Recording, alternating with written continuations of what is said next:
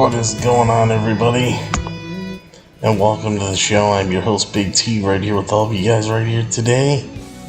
And this is your AEW Dynamite Grand Slam 2023 review and result show for today, Wednesday, September 20th, 2023. This is the Beyond the Ring with Big T Elite Wrestling podcast here, episode number 516 for today, Wednesday, September 20th, 2023. And MJF and Samoa Joe wrestle a 5-star classic main event match. So we're going to talk about this and so much more right here on Beyond the Ring with Big T.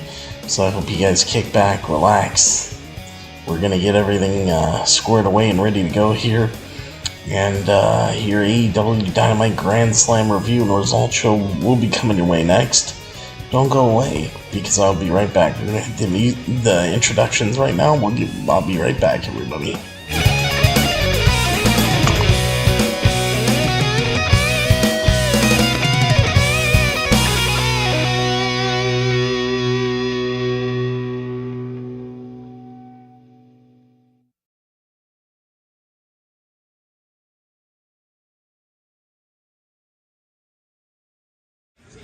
This is M-Dog20, Matt Cross. We're in Cleveland, Ohio, and you are checking out Beyond the Ring with my man, Big T. Thank you, man. Big T.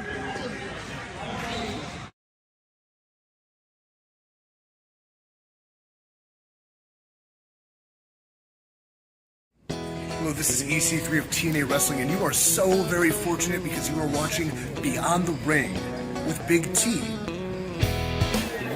This is the bad boy, Joey Janela, and you're watching Beyond the Ring, AEW.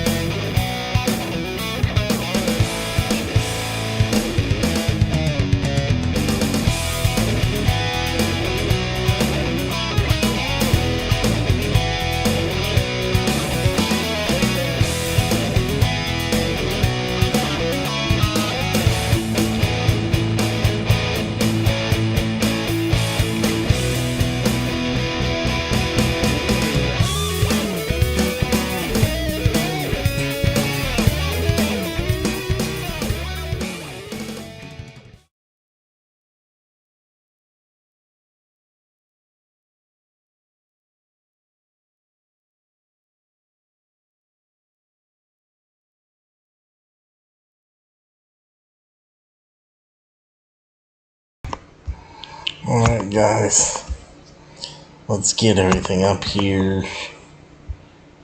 There you go. How you doing, everybody? Welcome to the show. I'm your host Big T, right here with all of you guys right here right now today.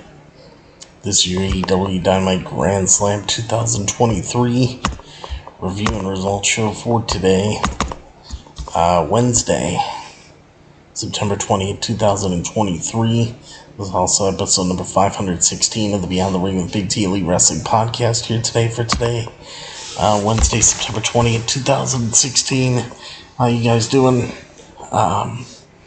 Hope you guys, I'm your host Big T right here with all of you guys today. I hope that you guys are here and ready to enjoy the show for Grand Slam. And, what's up Omar and what's up Hunter? We'll definitely touch on it later, Hunter, yes. Yeah, we will definitely talk about it. But, hope you're doing well. Thank you for joining, Hunter. Let's see. So let's go through everything. First, guys, check out my website, www.beyondtheringwithbigt.com. If you got any questions or comments about the show, you can call into the show live on Skype using BigT_119. You can follow me on Twitter, Beyond the Ring BT. Like me and follow me on Facebook at Beyond the Ring with Big T. Follow me on Instagram at Beyond the Ring with Big T. Everything that you need. Don't forget to hashtag Justice for Pretty, and also donate to the show using PayPal. There's a PayPal link at the top of the description of this video and every single video that I do. And there's a PayPal. The PayPal link is attached to the top of the YouTube live chat, Facebook live comments, and there's a PayPal button on my YouTube homepage. Any amount that you guys can donate, big or small, to the channel would, be very much appreciated and really help the show out. So thank you guys very much. And, there we go. Yeah, Hunter, you've definitely been on the Roman Reigns schedule, that's for sure. But, let's get into the show here, and we'll talk about everything that we need to. So I'm looking forward to this here, really looking forward to it, actually. Let's see. AEW Dynamite Grand Slam 2023 for Wednesday, September 20th, 2023. MJF faces Samoa Joe, Saraya battles Toni Storm, and more. So today's AEW Grand Slam special edition of a Grand Slam 2023 taking place at Arthur Ashe Stadium in Flushing, Queens, New York for today, Wednesday, September 20th, 2023. Tony Khan, has put together a stack card featuring 4 title matches out of the 5 matches on the show tonight. The event will be headlined by MJF's latest AEW World Heavyweight Championship title defense as he puts his title on the line against Samoa Joe. These two men have a long-standing history dating back to when Joe shoved MJF while he was an extra in WWE, with MJF out to prove that he is no longer the same man who can be pushed around. The issues between Claudio Castagnoli and Eddie Kingston are set to reach a boiling point on tonight's show, as the two men have history dating back to way before they joined AEW. But Eddie Kingston, Eddie Kingston has constantly been trying to get his hands on Claudio since he arrived.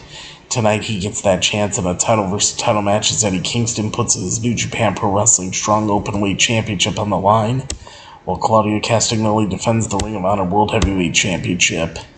Claudio Castagnoli's fellow Blackpool Combat Club member Jon Moxley will also be in action tonight as he defends his AEW International Championship, as Moxley has recently had issues with the Lucha Brothers, and those are set to continue this evening as Moxley defends the gold against Rey Fenix. The tension between Saraya and Toni Storm will continue to be tested tonight as well, when they compete for the AEW Women's World Championship. While they might have been close during their days as the Outcasts, tonight the ladies will be bitter enemies fighting for the top prize in the AEW Women's Division. Finally, in the only non-title match of the evening, Chris Jericho will be competing against his longtime friend and stablemate, the Spanish God, Sammy Guevara. They have fought side by side since the inaugural episode of AEW Dynamite when the Inner Circle was formed, but after tensions between them have been bubbling lately, Tonight they will aim to prove who is the better man. So let's kick this off. Title versus title match. The Ring of Honor World Heavyweight Champion Claudio Castagnoli going up against the New Japan Pro Wrestling Strong Openweight Champion Eddie Kingston. And a title versus title match. Winner walks out with all the gold. So this, my friends, is definitely going to be a great one. So I'm excited for it. I was excited for this. Let's talk about it. Let's see exactly what we got here. So, Claudio Castagnoli immediately drops Eddie Kingston with a big boot, but he pops straight back up and both men begin exchanging chops and forearm strikes until Claudio dumps Kingston outside the ring. Kingston immediately fights back up by sending Claudio into the barricade as he follows up with his machine gun chops, but Claudio then nails the short arm clothesline to regain control. Kingston fights back inside the ring, but as he goes for a spinning back fist, Claudio reverses with his own head. Claudio then lifts Kingston out of the ring to hit a back suplex onto the ramp, adding to the damage. He then stomps down on Kingston's hand before clotheslining him back into the ring as Claudio climbs to the top turnbuckle, but Kingston rolls closer to the corner only for Claudio to drop down and stomp on the arm. Claudio then just stomps down on the area even more before returning to the top turnbuckle only to miss with a splash. Kingston manages to connect with a suplex, but Claudio is up first and just disrespectfully kicking Kingston before hitting a lariat, which gets a near fall. Kingston then fires up and asks for more, and Claudio goes for it, but Kingston plays possum and reverses with a pinfall attempt as he follows it up with an enziguri and a dragon suplex as he instantly picks up the pace with a flurry of moves, but Claudio manages to kick out. Kingston then nails a series of chops, but Claudio then walks through them until Kingston clocks him on the jaw. They exchange huge forearms and chops once again, but Claudio comes out on top with a lariat with a series of elbow strikes, comes out on top after a lariat with a series of elbow strikes as he looks for the Ricola bomb, Claudio does, but Kingston reverses it with a Hurricane Rana only for Claudio to do the same, but both men still kick out, exchanging pinfall attempts. Claudio then goes for the Ricola bomb again, and this time he hits it, yet Kingston kicks out. Kingston manages to fight back with two back fists and then a suplex followed by another back fist and a Northern Light suplex.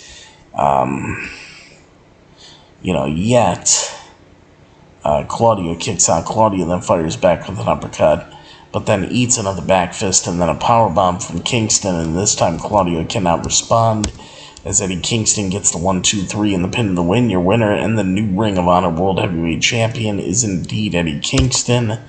After the match, Claudio offers his hand and Eddie Kingston shakes it as Claudio Castagnoli throws Eddie Kingston the Ring of Honor World title. So Eddie Kingston is now your brand new Ring of Honor World Heavyweight Champion and your current New Japan Pro Wrestling strong openweight champion, or never openweight champion, or openweight champion, whatever it is, but he's got all the gold.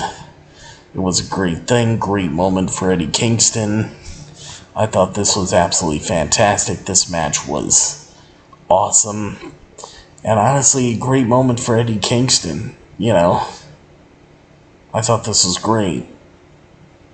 I really thought this was great. So these two put on a great match. It says here, Eddie Kingston beats Claudio Castagnoli and wins the Ring of Honor World Heavyweight title on the AEW Dynamite Grand Slam.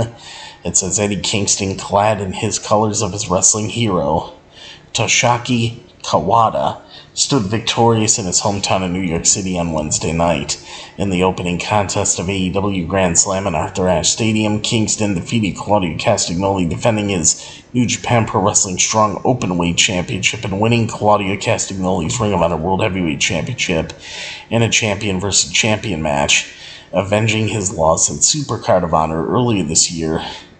Kingston's Kawada tribute attire was seen and raised by Claudio, who wrestled in the green and white of All Japan Pro Wrestling franchise face and longtime Kawada rival Mitsuharu Misawa a small flourish, comparing Kawada and Kingston's underdog reputation. Kingston won the match with the powerbomb, one of Kawada's signature moves. Kingston and Claudio have been bitter rivals, going all the way back to their time on the independent scene, with the rivalry reignited by Claudio's friendship with Kingston's former friend Jon Moxley. Moxley and Claudio have united in the Blackpool Combat Club, which has led to them both teaming and fighting with Kingston. Kingston has been New Japan Pro Wrestling Strong Openweight Champion since July 5th when he defeated Kenta in Kurikan Hall for the title. So, pretty good stuff. Great matchup. I thought this was awesome. Great moment for Eddie Kingston. And you know what? Great way to kick off Grand Slam. So now let's continue going on here and to our next match, and I'll tell you what we got as we take a look. Alright. So, as we do take a look here, next match we got, this one was exciting. First time ever, Chris Jericho, La Champion, going one-on-one against the Spanish God, Sammy Guevara. I couldn't wait to see this one, but before we get to the match, the Kingdom, Matt Taven and Mike Bennett are shown backstage last week at Roderick Strong's bedside reading cards to him. Adam Cole then turns up, but the Kingdom claims it's convenient that he would turn up now as they have to leave. Adam Cole says he has to leave too to be in New York at Grand Slam for MJF's AEW World Title match. Roderick Strong sits his hospital bed up because he's like, really, Adam? Because Adam was leaving. Adam Cole was conflicted, should I stay or should I go? And then Roderick Strong was like, just go, Adam, just freaking go. And then Adam Cole left. So we had that. Also, Christian Cage then says that he is bored with Darby Allin and he's ready to move on, but it's obvious that Darby Allin is not ready to move on until he gets another shot at the TNT title. Christian tells Darby to step into the ring with him and Luchasaurus in a three-way match, a triple threat match for the AEW TNT Championship, and Sting is not allowed at ringside. So we'll see what happens there. Maybe that's where Christian Cage and Luchasaurus' partnership completely falls apart. I don't know. And when the match will take place, we'll see. But now on to Chris Jericho and Sammy Guevara. Chris Jericho and Sammy Guevara shake hands to start the match, but Sammy picks up the pace early on with a series of drop kicks. Sammy does his normal pose and Jericho joins him and then tries to poke him in the eyes. Jericho hits a few chops and then a backbreaker, but he misses with the springboard drop kick as he goes to the floor. Sammy then nails a corkscrew tornado and falls out of the crossbody back in the ring. Jericho catches Sammy with a code breaker, but Sammy rolls away, and both men fight on the ring apron. The brawl then continues on the floor, with Jericho slamming Sammy onto the announce table. Inside the ring, Jericho puts Sammy on the top turnbuckle as he hits chops and then a Hurricane Rana, which gets a near fall. Guevara then responds with the Spanish Fly, but Jericho connects with several big clotheslines. Guevara turns the tables once again by hitting his own code breaker, and then he slams Jericho off the apron and into the announce table, followed by diving into Jericho. However, as he tries to springboard back into the ring, Jericho reverses with a drop kick as Jericho then gets caught with a thrust kick and a cutter from the top turnbuckle.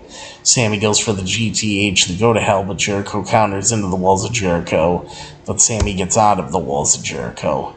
Once again, they head to the top turnbuckle with Sammy hitting a cutter, yet Jericho kicks out again.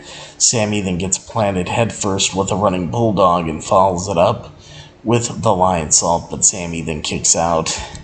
Sammy then hits a rising knee strike and then then hits a GTH to go to hell as Sammy then looks for the shooting star press to really put Jericho away. But when Sammy goes for the shooting star press in midair, it gets countered into the code breaker by Chris Jericho. Jericho goes for the cover for the pin for the 1, 2, 3, And the pin and the win, your winner is Chris Jericho getting the win over Sammy Guevara. Great match between these two, but the big story came after the match. Post-match, Jericho and Sammy, they shake hands and they hug it out. Sammy then nails a low blow on Jericho as Don Callis walks down to the ring and joins Sammy by his side.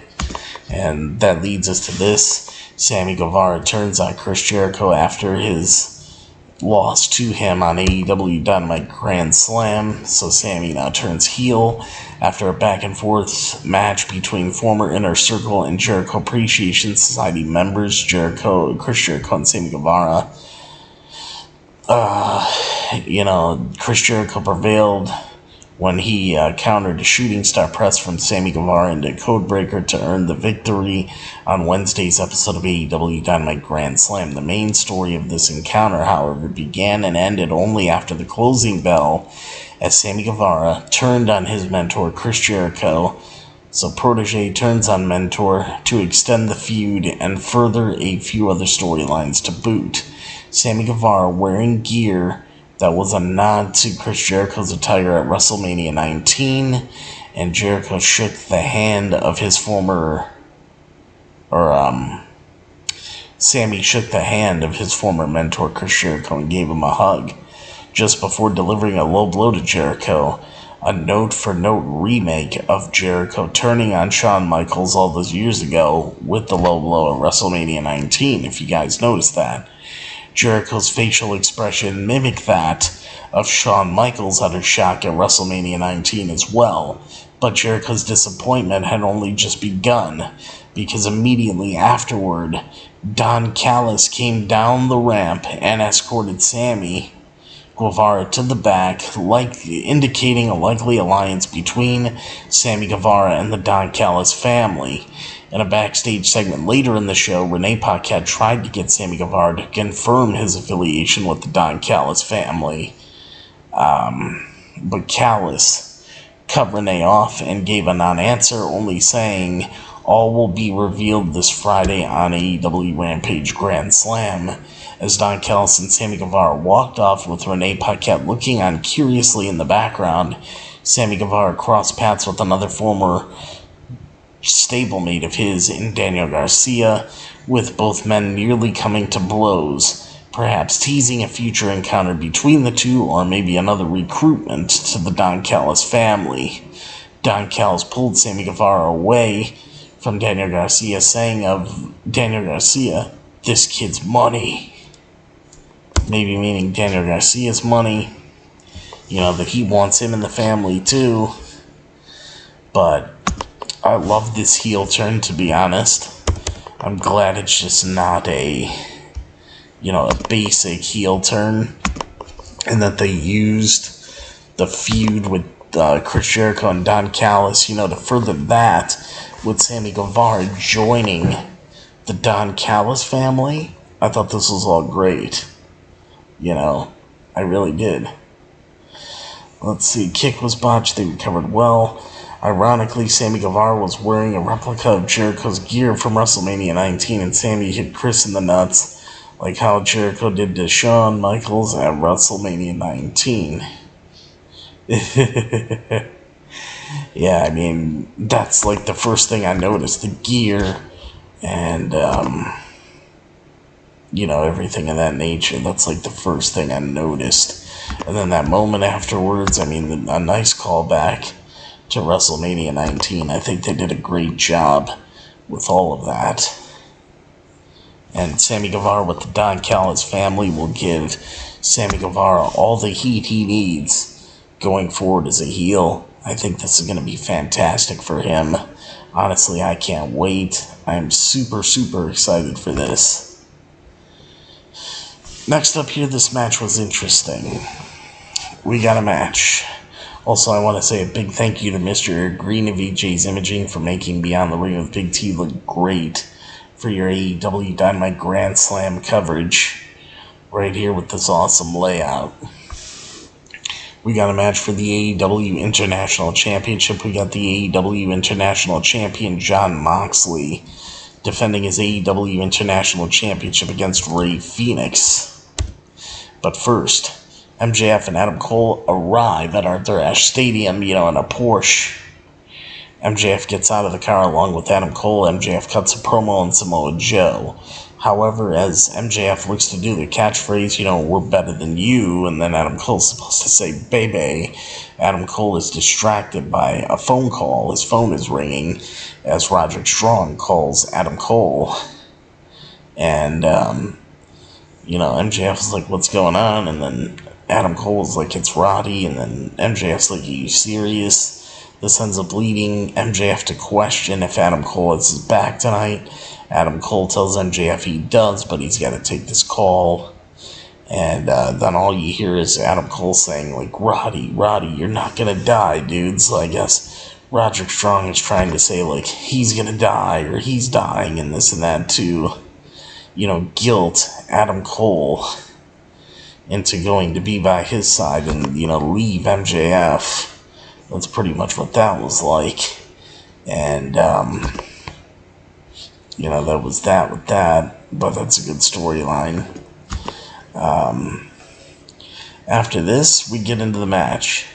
Jon Moxley and Rey Fenix brawl immediately before the bell rings as Rey Fenix runs and leaps off of the ramp, wiping out Moxley. Things officially begin as Rey Fenix gets caught with a big forearm to the face after Moxley turns his back, which he follows up with a stomp as Rey Fenix then tries to spin around the ropes as usual, but Moxley stomps him in the face straight away as the fight gets taken outside with Moxley dumping Fenix into the fans as, at that point, let's see here. Caller, you are on the air. Hey, Big T, I just want to tell you that I really enjoy your show, and keep on doing what you do, brother. Hey, I appreciate it. Heck yeah, brother. All right, brother. Have a good night, man. Hey, you too, man. I appreciate the call. All right, brother. All right. Bye. Alright, guys. That's a nice call. Always nice to have fans call in and say how much they appreciate the show.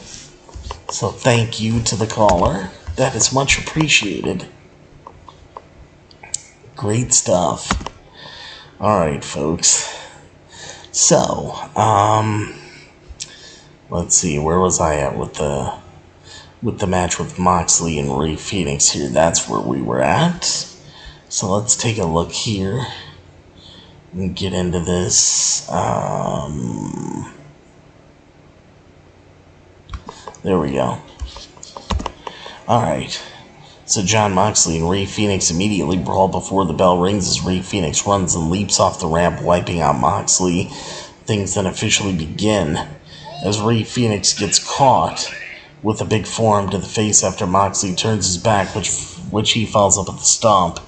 Rey Fenix then tries to spin around the ropes as usual, but Moxley stomps him in the face straight away as the fight gets taken to the outside with Moxley dumping Rey Fenix to the fans. So, as you can see, for this to start off, it's starting off, pretty fast, pretty furious. These guys are going at it. Which I'm like, in a match of this magnitude, I'm like, okay, this is going to be pretty damn good. I already knew. I'm like, alright, this is a match, I dig it. I can definitely dig a match like this. So I was already invested. I was into this, and I'm like, you know what, this match is actually better than I thought it was going to be. Just right out of the gate, by the way these guys were brawling it out. So I really love that. I thought that was cool.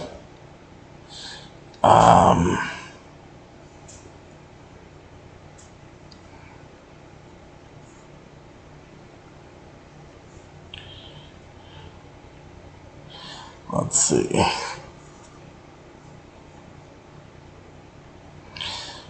Alright. Alright, guys, I'm looking at a story here.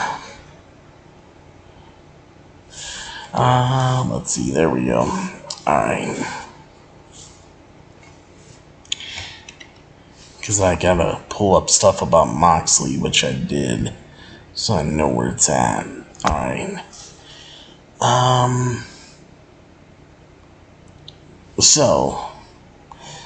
Moxley follows that up by hitting a double underhook DDT from the barricade, but Phoenix kicks out back inside the ring. However, Phoenix turns things around quickly and nails a frog splash, but Moxley is able to kick out, and then he gets turned inside out by a King Kong lariat from Moxley. Phoenix takes the fight to the outside of the ring, with Moxley getting hung over the safety rail as Phoenix launches himself with a leg drop, driving him down.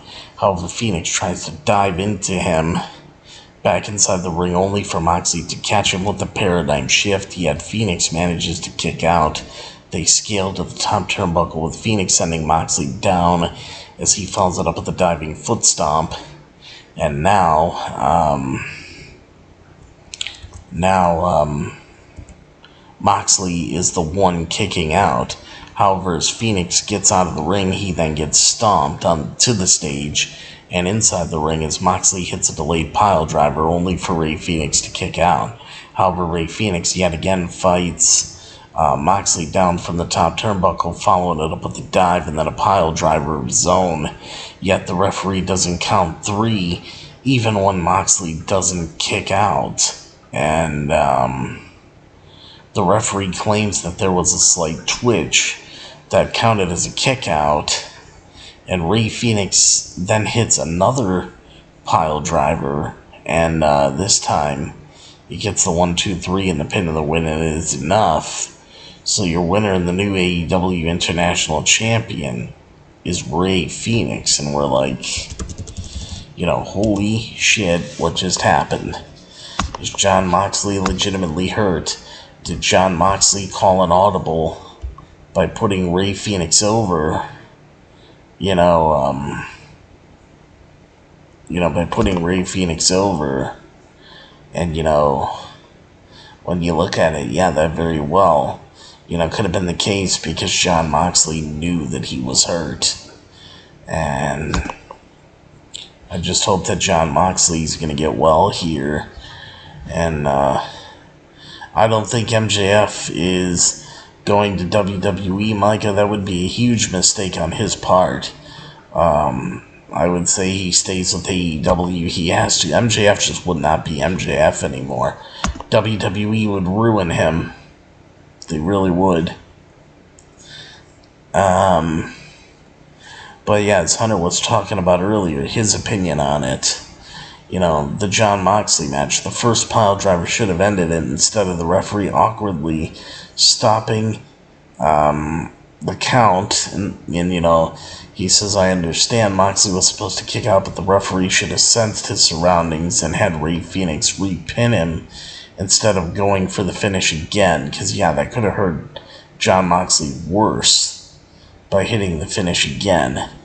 Now, what exactly is going on with Jon Moxley at this point in time? Well, I'm going to tell you guys this. Well, first off, Rey Fenix defeats Jon Moxley and wins the AEW International title on AEW Dynamite Grand Slam. Rey Fenix is your new AEW International Champion. On Wednesday's AEW Dynamite Grand Slam special, Rey Fenix dethroned Jon Moxley as the AEW International Champion following a hard-hitting back-and-forth match. The match ultimately came to a close when Rey Fenix hit Jon Moxley with a pair of pile drivers. The second pile driver was necessitated by the fact that the referee did not count the 3 after the first one, despite Moxley failing to kick out, resulting in the spot having to be redone. Reports indicate that Moxley is believed to have suffered a concussion during the match. While this may be the first time that Rey Fenix has captured singles gold in AEW, Rey Fenix is a former AEW World Tag Team Champion and Ring of Honor AEW World Tag Team Champion and Ring of Honor World Tag Team Champion as one half of the Lucha Brothers alongside his actual brother Penta El Zero Miedo. The two also held AEW World Trios titles alongside Pac as Death Triangle. Although Jon Moxley only held the AEW International title for 17 days, he defended it on a handful of occasions against the likes of AR Fox, Action Andretti, and Big Bill, as Jon Moxley had previously won the AEW International Championship from Orange Cassidy at AEW All In on September 3rd, 2023 in Chicago, Illinois. And it goes to show you what a class act Jon Moxley is. Just sensing that he's hurt, instead of finishing the match and going with the finish where he could have won and then have the title vacated, he just figured, you know what, I'm gonna put Rey Fenix over and get the title put on him in case I'm hurt and can't compete. And here's the report on Jon Moxley and what's said to be going on. Jon Moxley is believed to have suffered a concussion on AEW Dynamite Grand Slam. During the AEW Dynamite Grand Slam special, Jon Moxley lost the AEW International Championship to Rey Fenix, though that is not what caught the attention of the fans. After Rey Fenix hit his Black Fire driver, Moxley did not kick out of the move. It appeared something was wrong, as referee Rick Knox only counted to 2 even though Moxley's shoulders were still on the mat. Rey Fenix quickly hit the move again, and this time around Rick Knox counted to 3 and Rey Fenix won the AEW International Championship. According to PW Insider, the reason behind the awkward finish was Jon Moxley reportedly suffering a concussion. After being checked over by doctors for some time, Jon Moxley walked out of the arena by himself. It is also believed that Rey Fenix winning the AEW International Championship was not the original plan and only happened because of Jon Moxley's injury. On social media, both Fightful's Sean Ross Sapp and Wrestling Observer's Brian Alvarez provided updates on the situation. Sapp noted that he spoke that those Sapp spoke with were optimistic that Moxley was fine, and that right after the incident, AEW CEO Tony Khan and the other members of the Blackpool Combat Club went to check on Jon Moxley. I saw pictures of that online. Brian Alvarez acknowledged that Jon Moxley was hurt during the match, but said that he is okay. Jon Moxley became the AEW International Champion on September 3rd, 2023, after he defeated Orange Cassidy at All Out in Chicago, Illinois, as Moxley defended the title 3 times before losing it to Rey Fenix on his 4th title defense, with Moxley's previous title defenses coming against Big Bill, AR Fox, and Action Andretti, but the Big Bill match was on the September 13th,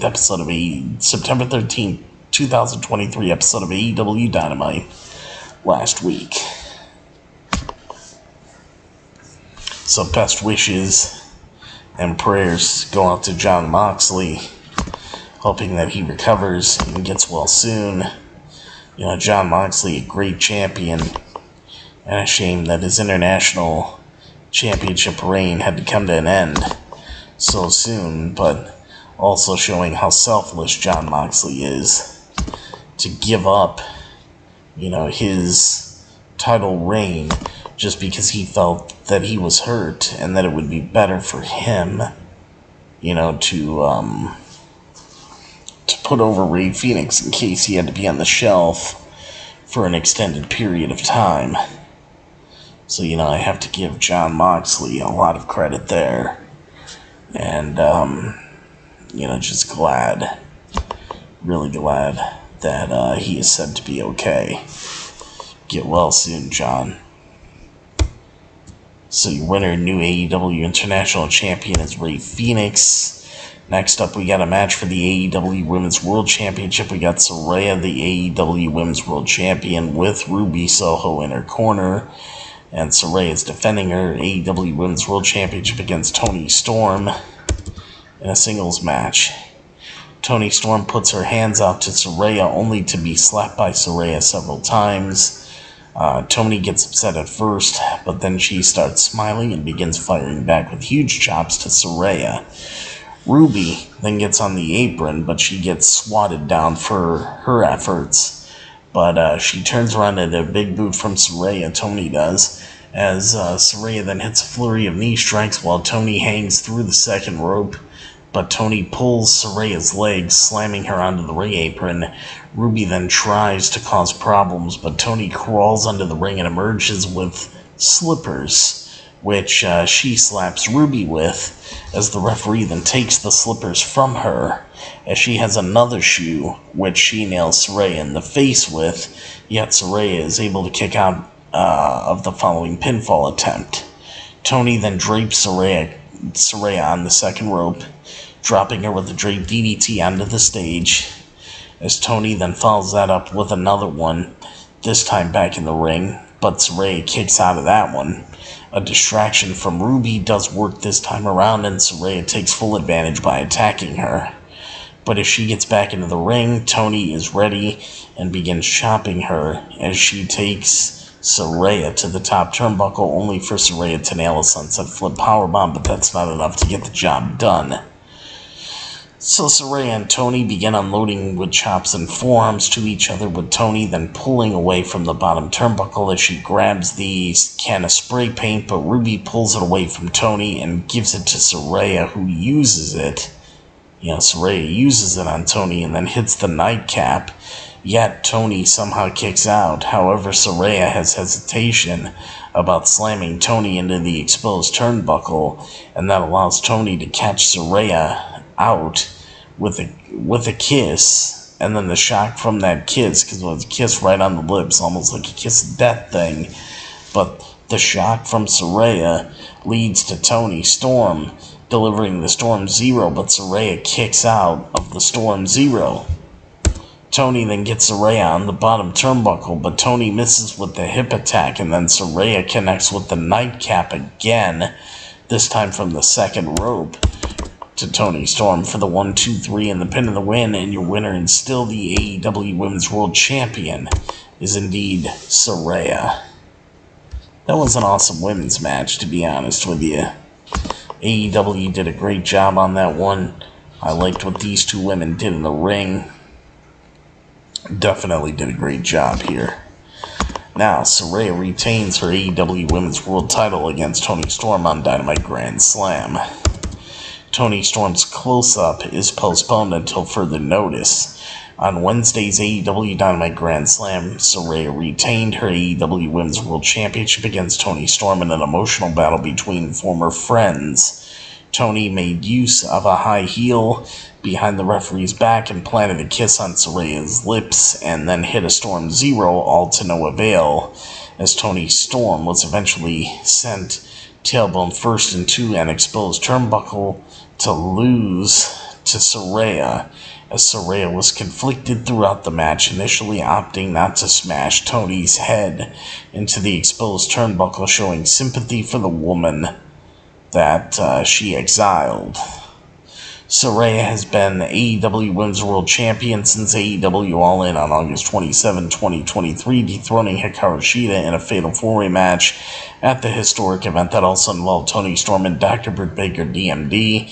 Toni Storm earned a shot at Saraya's AEW Women's World title last week, winning a fatal four-way match of her own on AEW Dynamite to punch her ticket to Arthur Ashe Stadium tonight.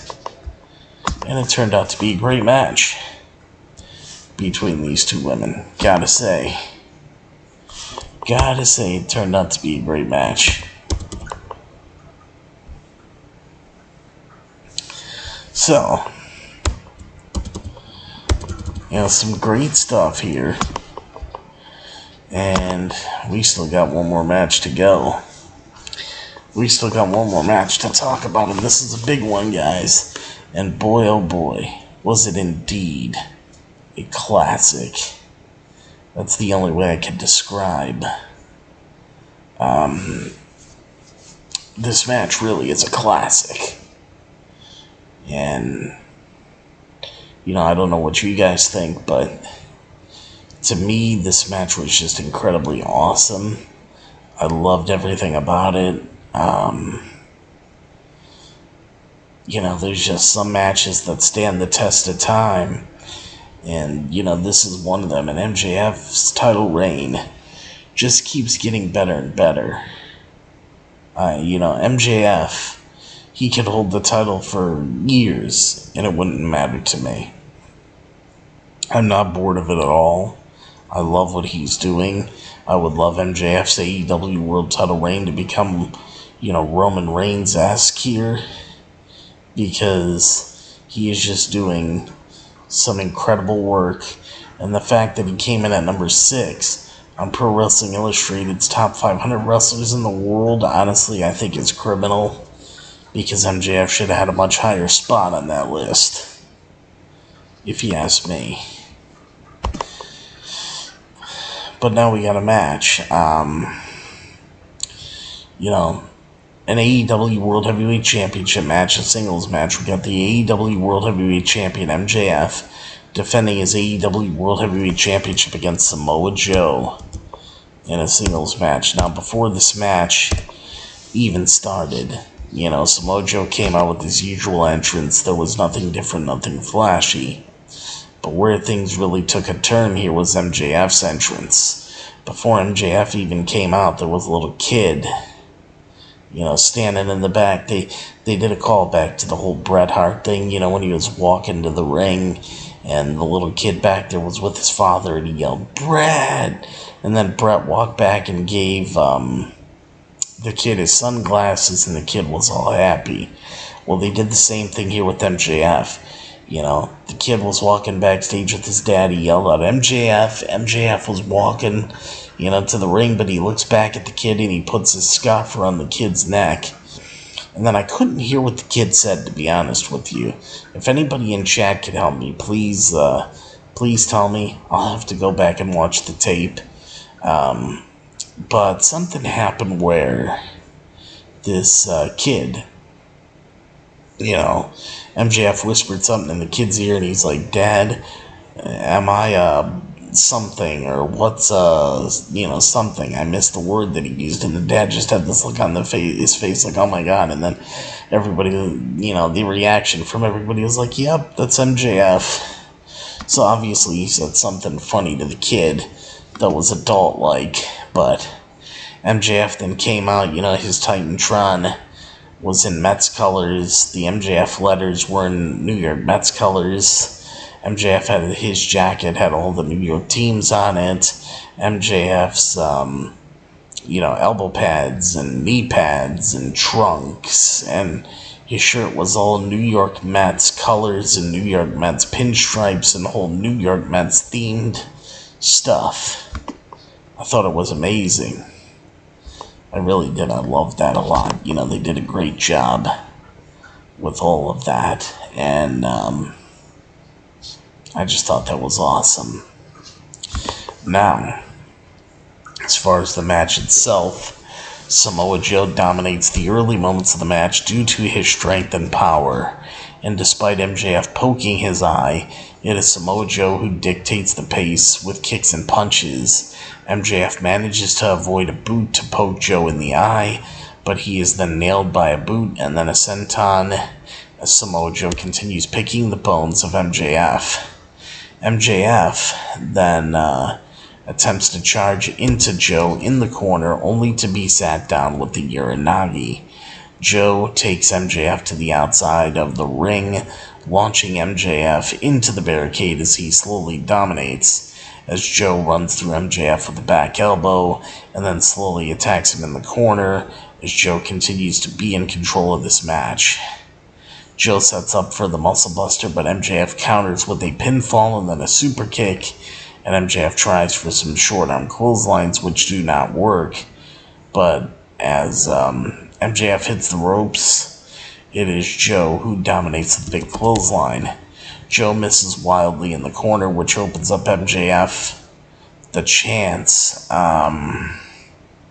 hammer MJF down, or opens up MJF the chance to hammer Joe down head first onto the top turnbuckle as Joe throws MJF off, but MJF lands on his feet and then nails the kangaroo kick. MJF also bit Joe on the head, which I thought was pretty funny, in the middle of all that, but the kangaroo kick that ended up sending Joe out of the ring in the process, as MJF then tries to do a suicide dive outside of the ring, but Joe connects with a boot to the face, and then the Death Valley driver onto the ring apron, which was a brutal looking spot. Outside the ring, Joe connects with the Uranagi through a table to MJF. When that doesn't get the job done, Joe exposes the concrete floor. Well, actually, it was padding to cover up the glass. There's something that was underneath the floor what commentary was trying to explain.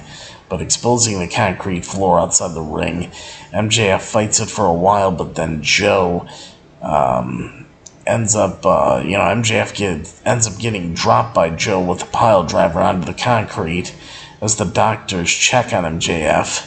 Despite that, Joe pushes away the doctors, hits a couple of them, throws MJF back in the ring, pins him, and MJF kicks out of the pinfall attempt. MJF then counters a clothesline with a Liger bomb, but this time it is Joe kicking out. Both men then go back and forth with strikes until Joe locks in a sleeper hold. Yet, MJF gets out of that sleeper hold with a low blow. He grabs the referee, holds the referee in front of him, and then he mule kicks Joe right in between the legs, right in the nuts. And, hits him with a low blow. MJF then puts on his AEW Dynamite Diamond ring, but Joe puts the referee in front of MJF, and it stops MJF. The referee sees the ring, takes it off MJF's finger, throws it out of the ring. Samoa Joe then kicks MJF right in the balls and hits a low blow himself, and then Joe hits the low blow to MJF and then hits the muscle buster to MJF. And going right into the pin, everybody thought it was over with MJF staying in this. He ends up kicking out right before 3, very near fall. Joe then ends up locking in another sleeper hold, kind of like the Kikina clutch, but then Adam Cole, he runs down to the ring, sprints down to the ring, and he stands right in front of MJF, gets him fired up. The referee holds MJF's arm up once it drops, holds it up a second time it drops, holds it up for a third time. As he drops it, MJF's arm goes down, but then stops, and he's trying to hulk up, and Adam Cole's banging on the mat and everything. MJF then gets to his feet, and then he ends up biting the fingers and hand of Joe. And then MJF locks in a rear naked choke of his own. But Joe then charges MJF into the corner. The referee jumps out of the ring, to avoid getting hit. So Adam Cole then distracts Joe, though, and MJF grabs some form of... I think he took some of his wrist tape off. People were saying it was like some kind of rope or necklace at first, but I think MJF took some of his wrist tape off. MJF then started choking Joe out, strangling him with his own wrist tape. To choke Joe out with it. The referee gets back in the ring. MJF had Joe totally locked into what looked like to be a Kikina clutch, but he had, rear naked choke Kikina clutch, but the whole thing is MJF had the rope, hidden. He had this pulled here and his other arm was here, so the referee couldn't see the wrist tape around the neck of Joe, choking him out. And then Joe was passed out. The referee got in the ring, stopped the match, declared MJF the winner. So your winner and still the AEW World Heavyweight Champion is MJF. MJF grabbed the referee, pretending to do a celebration dance with him. Meanwhile, while MJF was doing that, he told Adam Cole to get in the ring. Adam Cole got in the ring, picked up the wrist tape, put it in his pocket to pretty much get rid of the evidence and that sort of thing, so MJF wouldn't get caught or questioned. And after that, after the match, Samoa Joe shoves Adam Cole away when Adam Cole and MJF hugged. And then Samoa Joe offers to shake hands with MJF, to shake MJF's hand. MJF accepts and shakes Joe's hand. And Joe leaves the ring and MJF celebrates with Adam Cole. And that's how AEW Dynamite Grand Slam goes off the air here. But right here, MJF chokes out Samoa Joe to retain the AEW World Heavyweight title on AEW Dynamite Grand Slam. The reign of the devil continues. MJF successfully defended his AEW World Heavyweight Championship against Samoa Joe during AEW Dynamite Grand Slam on Wednesday night in a match that had several memorable high spots, including MJF being caught with a pile driver on exposed concrete and then sent crashing through a table. Perhaps the most notable one came at the end. However, when MJF used a piece of tape to help him put Joe to sleep. And then concealed the evidence from the referee afterward. This led to some stuff. Which, first off here, caller, you are on the air. Hello? Hello? Hello? Well, was that I've been hanging out in Tijuana and I see the person, and she fucking found me, dude. I was hiding behind a fence, and I straight up I gave this guy 5 pesos, and I was like, I say, don't tell her that it's me, and she fucking said it, and everybody said it was me, man. And then now I'm over here hiding, and there's a fucking armadillo next to me. What? Oh my god. Senor Big T. Tijuana is a fucked up place. Carlitos, man, what are you doing down there? I need to come to Ohio. Oh man, you sure? I don't know what Goldberg or what's that fucking gold shit? Goldust. Goldust, what's the son's name or grandson or whatever? The guy that's famous. Dusty Rhodes. Oh, Dusty Rhodes. Yeah, it was Goldust's father. Yeah. Yeah. Well, what's the son's name? The one that has like the slick back hair.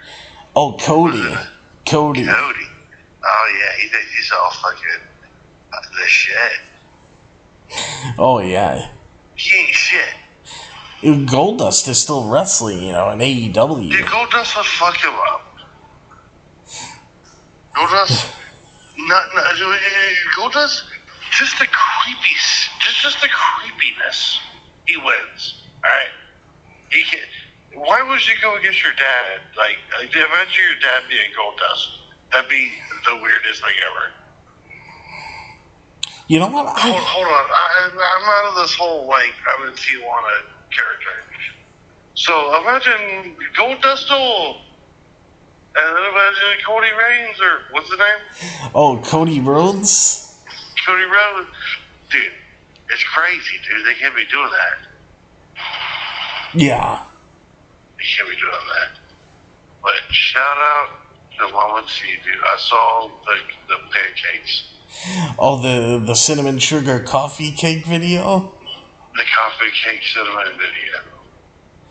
Yeah, I tell you, that cake was awesome. That pancakes, whatever it was. I sat there, I watched it. Whatever it was, I watched it. You know what I mean? I'll tell you what, though, that cake was awesome. I can imagine. I just don't eat sweets like that, but it looked good. And I like watching the Mama T's videos. He's definitely cooler than you do. Well, did you see what the Oreo cookies got? It got almost 5,000 views or some shit. Hey, is that your channel or her channel? That's on her channel. That's what I thought. That's what I thought. So you shut your mouth, right? You let the person who actually knows how to do social media, and you sit here and you entertain me and whatever other assholes in the chat. Shout out to you asshole. Wait, are you calling me an asshole? No, the other person in the chat, whoever's watching. You're my best friend. Actually, you're my best friend. Your mom's my best friend. Dude, your mom's so much cooler than you. You're my friend, but your mom was way cooler. Your dad's way cooler. But you're alright, dude. I mean, out of 10, I give you an 8.7. Hey, 8.7 ain't bad. Okay, but here's the thing, dude. I started off with this whole, hey, I'm in Tijuana, Mexico's Big Carlitos, and now we're going off into weird shit.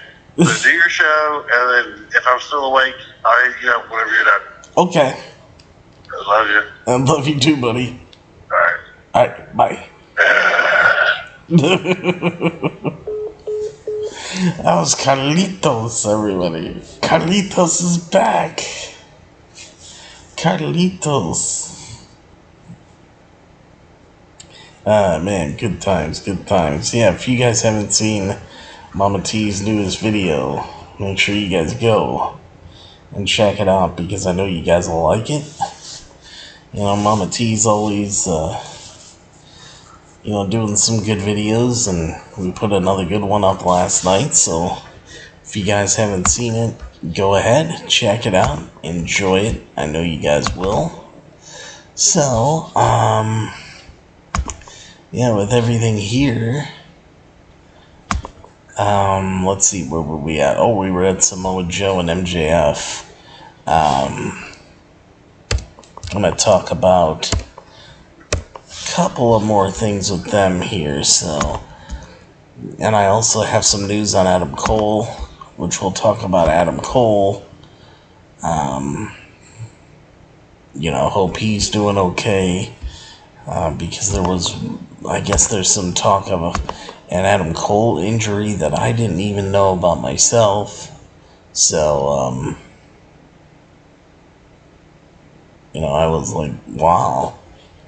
Well, yeah, we'll see. We'll talk about that. Hey, Carlitos, you're back and you still like the ladies. There you go, man. Good to have you back. Alright. So let's talk about MJF and Adam Cole. Or MJF and Samoa Joe, actually. Let's see. So the match right here. MJF chokes out Samoa Joe to retain the AEW World Heavyweight title on AEW Dynamite Grand Slam. The reign of the devil continues. MJF successfully defended his AEW World Heavyweight Championship against Samoa Joe during AEW Dynamite Grand Slam on Wednesday in a match that had several memorable high spots, including MJF being caught with the pile driver on exposed concrete and sent crashing through a table. Perhaps the most notable one came at the end, however, when MJF used a piece of tape to help him put Joe to sleep, and then concealed the evidence from the referee afterward. With some help from his brochacho Adam Cole, Samoa Joe and MJF shook hands after the match. Joe ensured his spot in the Grand Slam main event after defeating Roderick Strong in the finals of the World Championship Eliminator Tournament last Wednesday, as he had previously defeated Jeff Hardy and Pentel Zero Miedo prior in the quarterfinals and semifinals respectively. MJF has held the AEW World Heavyweight Championship for 306 days and counting, dethroning Jon Moxley at AEW Full Gear last year to become the new title holder, as MJF is also one half of the reigning Ring of Honor World Tag Team Champions alongside Adam Cole, with the pair winning those belts on the AEW All In 0 Hour pre-show back in August, on August 27th to be exact. Their partnership has not come without its hiccups. However, as it has become clear that Roderick Strong is not a fan of their bond, even going so far as feigning a neck injury, the friendship triangle between MJF, Adam Cole, and Roderick Strong also played directly into the finish of the match as Adam Cole left the arena to be with Roderick Strong at the hospital but arrived at ringside for MJF's match just in time to keep MJF from fading in a chokehold of his own. So, that's everything on that match. And then what I have here, let me see.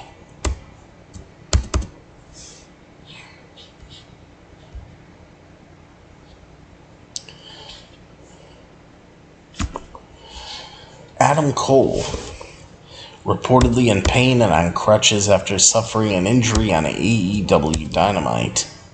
On this week's AEW Dynamite Grand Slam, Adam Cole suffered an injury while making his way to the ring and was taken to the hospital, post the show, after the show.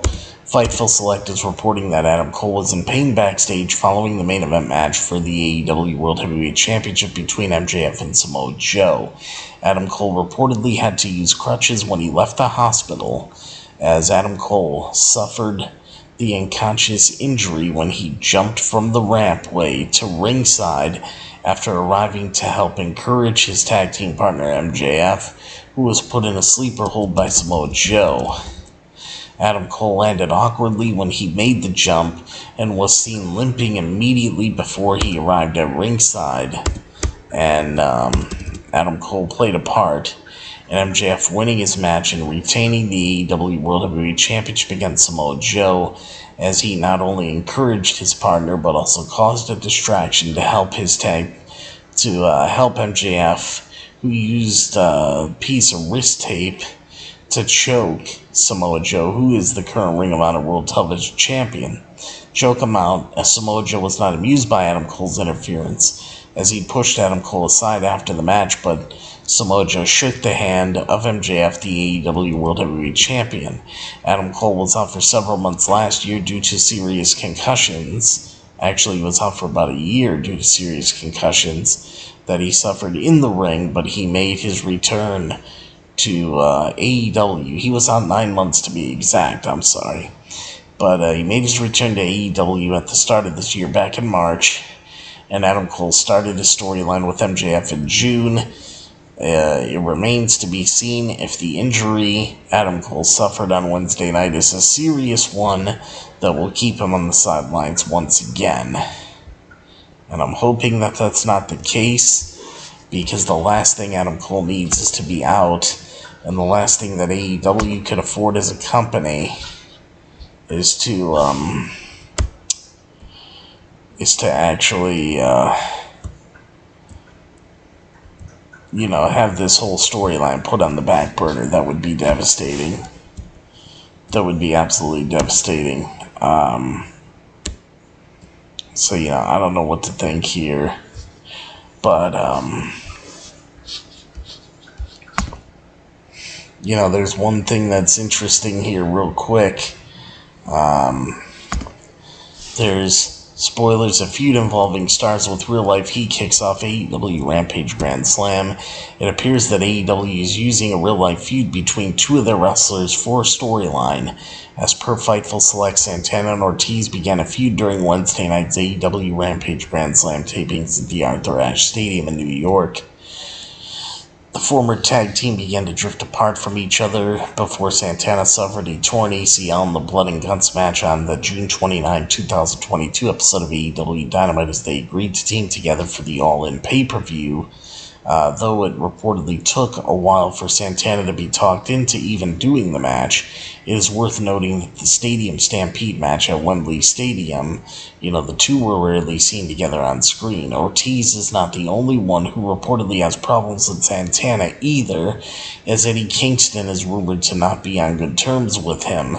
Sources within AEW told Fightful that while Eddie Kingston was open to working with him for All In, he remained vocal regarding his concerns about Santana. In the light of the recent social media controversy that has left some questioning the dynamics between Ortiz and Santana, it has been reported that those posts were actually part of their on-screen feud. One of the rumored reasons behind the heat between the two former tag team partners was how they reacted to not getting enough television time. Santana wasn't happy with his booking before his injury, while on the other hand, Ortiz didn't care that much because he was still getting steady paychecks.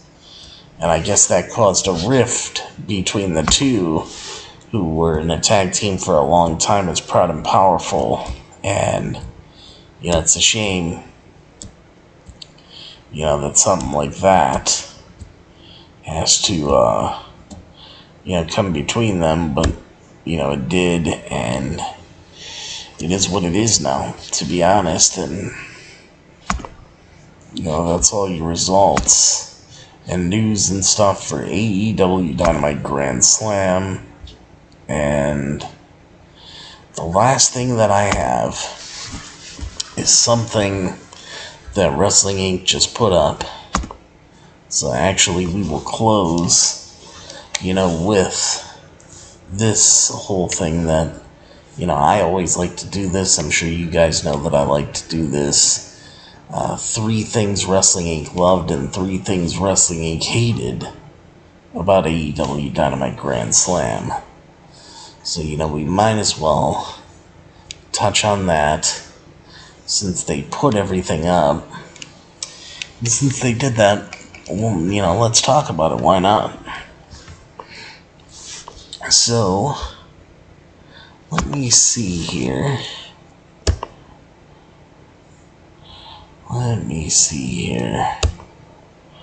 And we'll get into it and we'll talk about it. Because I figured, why not? It's always good to touch on something.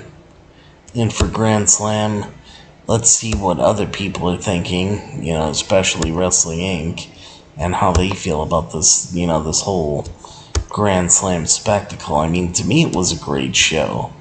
I didn't see anything wrong with it. I thought the show was great. And, I just think it was something that was awesome.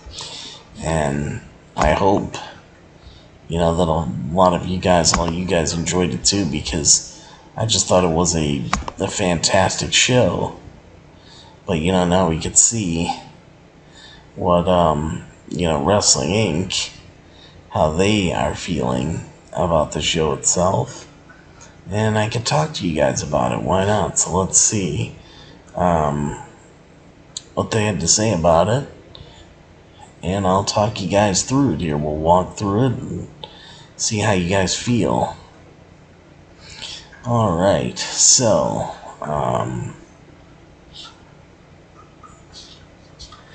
let's see.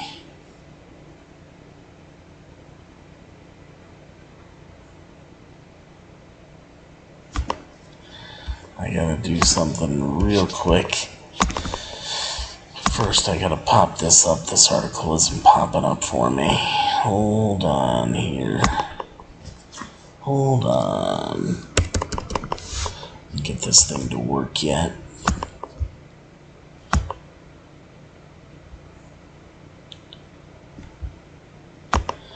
I will get this thing to work here. Let's see.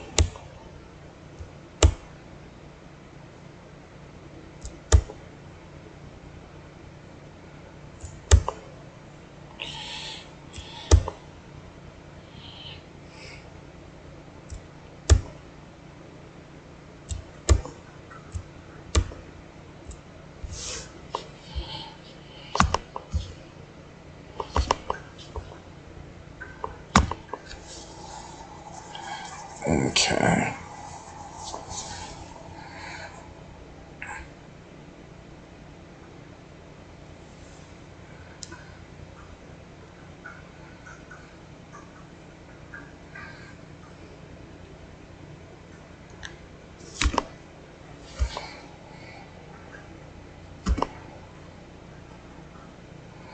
I'm trying to get it to work at least. Just gotta get it to load. It's on Wrestling Inc.'s page. It's probably because they just put it up. Because I did not see this up on their, on their site at all. And now it finally just went up. So let's see here what I can get with it.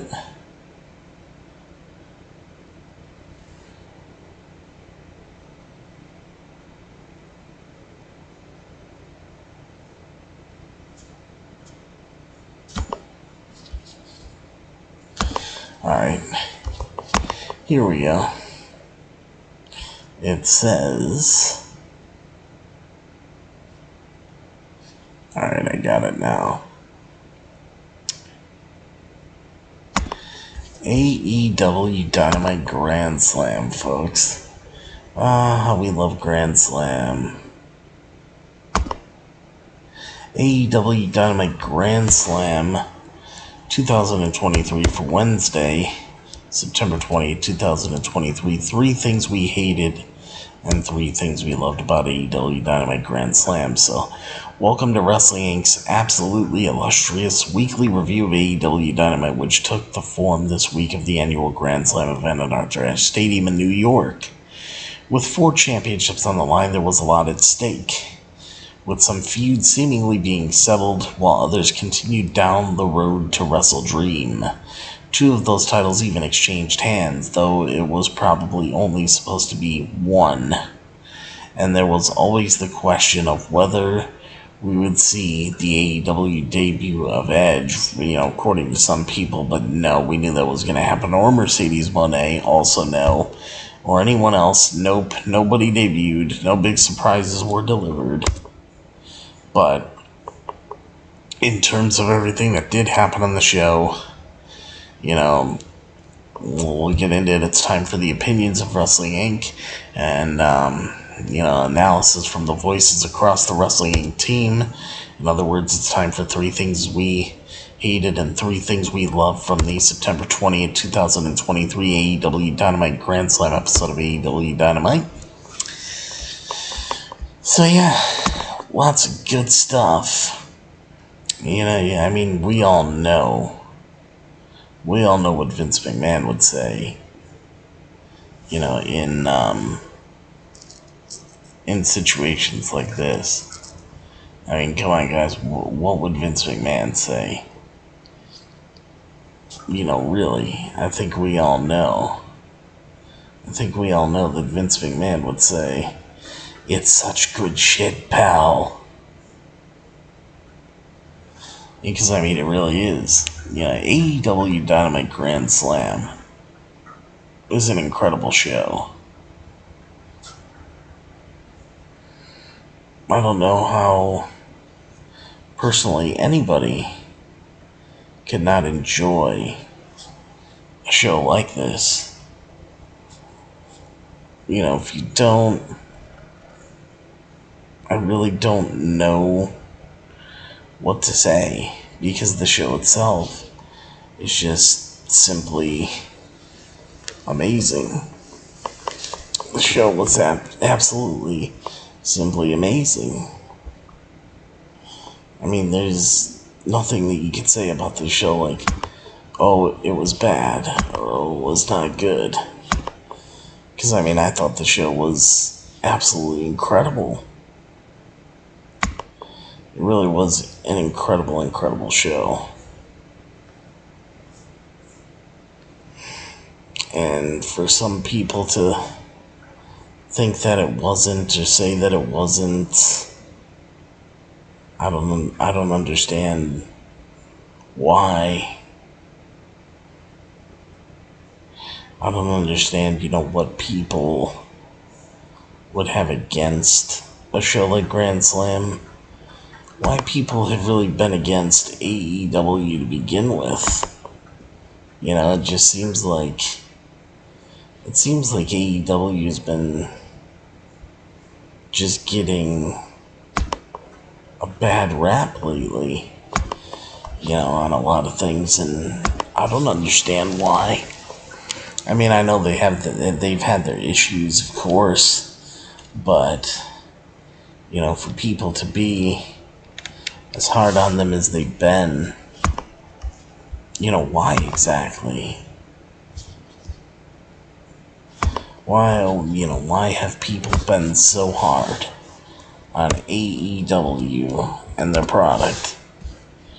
All products have problems, but when you look at Vince McMahon, what he does, on a show, what Vince McMahon does is worse and way worse than anything that AEW does on their own show, to be honest. Because Vince McMahon is the type of person, he really just doesn't care. Like, it just doesn't matter to him.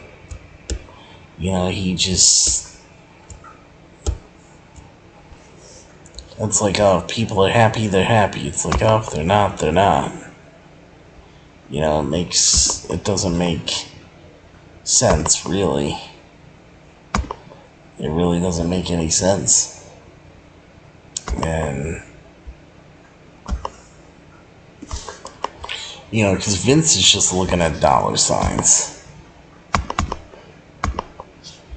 That's all Vince really looks at, is dollar signs. Because Vince is the type that just really does not care. He doesn't. And,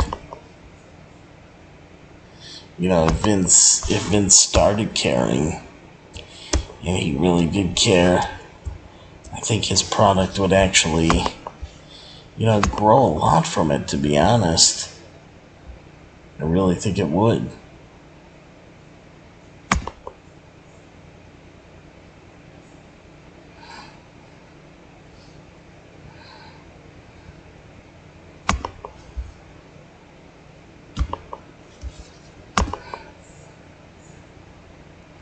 But anyway, here, let's get into this.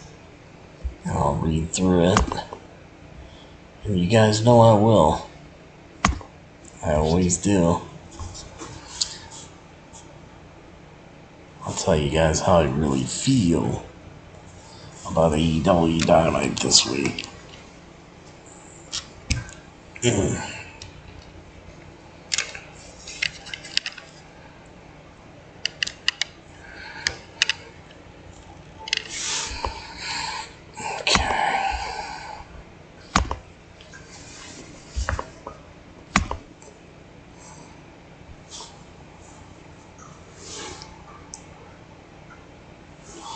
So, taking a look here.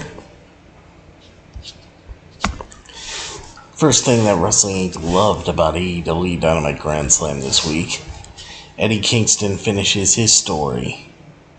This is from Ross Berman of Wrestling Inc. He's a news writer. It says right here, Eddie Kingston is the underdog's underdog, even before he made his debut in AEW in a loss to reigning AEW TNT champion Cody Rhodes, when Cody Rhodes was still there.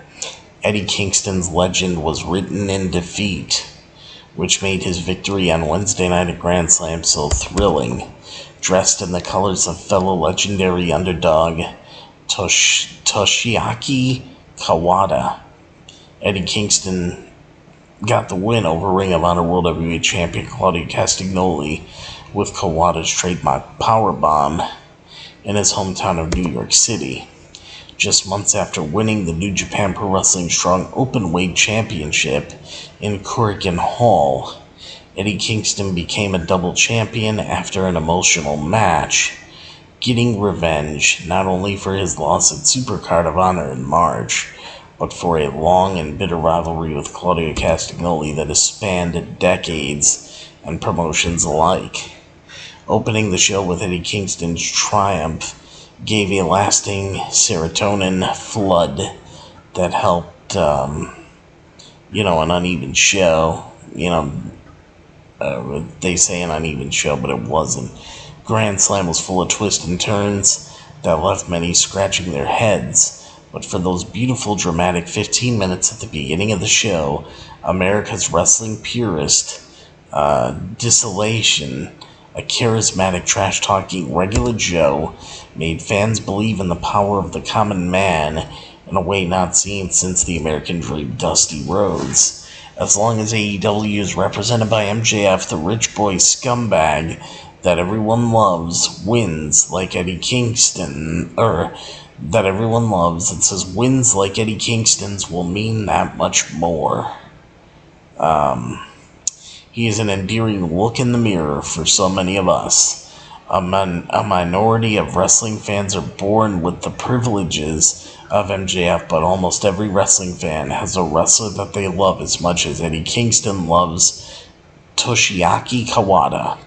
Actually, scratch that last remark. No one loves anyone as much as Eddie Kingston loves Toshiaki Kawada.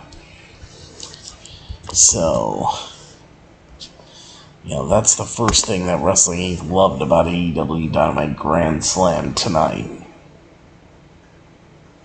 Micah has just picked up 13 chocolate chip cookies from McDonald's for $5. It's actually a pretty good deal. I gotta say, that's actually a pretty good deal, Micah. I think you got a good deal there with that one. So I hope you enjoy it, because that sounds absolutely delicious, man. Alright. Let's take a look here. What do we got next? The first thing that Wrestling Inc. hated about AEW Dynamite Grand Slam tonight. Matches are made via styles and stories, and Sammy Guevara and Chris Jericho had neither. This is John Jordan, Wrestling Inc. news writer. I don't agree with him already because I thought this was absolutely fantastic. I don't know how Wrestling Inc. could even hate anything about this show because this show tonight was amazing. It felt like a pay-per-view. I mean, they really did amazing. So, you ordered it on the app? There you go, Micah. You ordered it on the app? That's a good deal. So this is Wrestling Inc.'s words, not mine. This is what they say. It says, we get it. The mentor versus the protege. Former tag team partners now pitted against each other. Two-time stablemates now respectively going at it.